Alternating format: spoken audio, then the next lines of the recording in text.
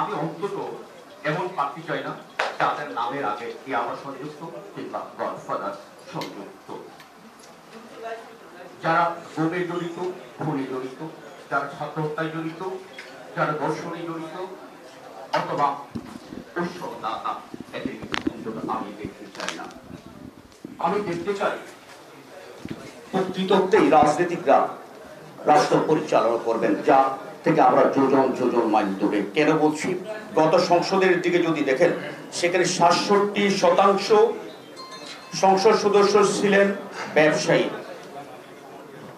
আমি আবারও বলছি, গত সংসদে ৬৭% ছিল ব্যবসায়ী। অর্থাৎ আরো স্পষ্ট করে যদি বলি, ১৫১ জন সংসদ সদস্য ছিলেন ব্যবসায়ী। যার ফলে কি সমস্যাটা হলো?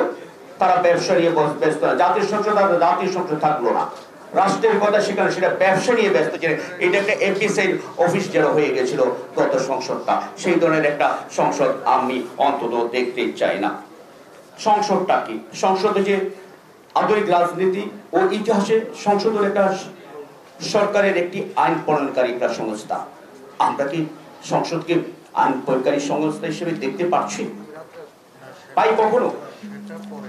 আপনি যদি দেখেন, সেখানে কিন্তু আমাদের সংসদ সদস্যকে আইন প্রণয়নে ভূমিকাই রাখছেন না, তারা সংসদে উপস্থিতি থাকেন না, যার কারণে সেখানে আমরা কালো আইনগুলো হয়। এক্ষেত্রে কিন্তু আমাদের সংবিধান বহুলাংশে দায়ী। আপনি যখন সংসদ সদস্যকে হাত পা বেঁধে দেন, বলেন যে আপনি আপনার দলের বাইরে ভোট দিতে পারবেন না, তাহলে সেখানে যখন কালো আইন দল থেকে বলে সাইবার সিকিউরিটি আইন যখন করতে যায়, তখন তো দুই একজন যারা এর বিরোধিতা করতে চায়, তারা কিন্তু সেটা বিরোধিতা করতে পারেন না। সবচেয়ে যে ব্যাপারটি হলো, এখন সংসদ সদস্য তাদের সংবিধান যে তাদের যে দায়িত্ব দেওয়া সেটা না করে তারা গায়ের জুড়ে ক্রমাগতভাবে প্রশাসনিক এবং নির্বাহী ক্ষমতাগুলো তারা দখল করে নিচ্ছেন। এটা মোটেও তাদের কাজ নয়। এখন সংসদ সদস্য হয়ে গেছেন নির্বাচন এলাকার রাজা।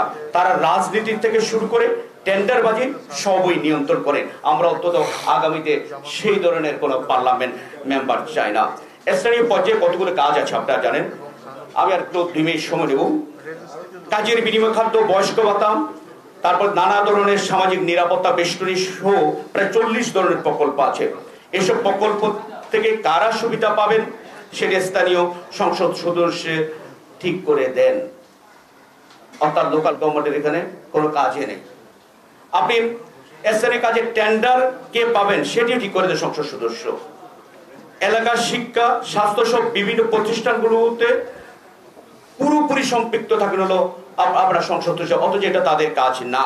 শিক্ষা প্রতিষ্ঠান থেকে যে শিক্ষক নিয়োগ থেকে শুরু করে কলেজে শিক্ষক নিয়োগ থেকে পিওন নিয়োগ পর্যন্ত এমপিদের দ্বারা হয়।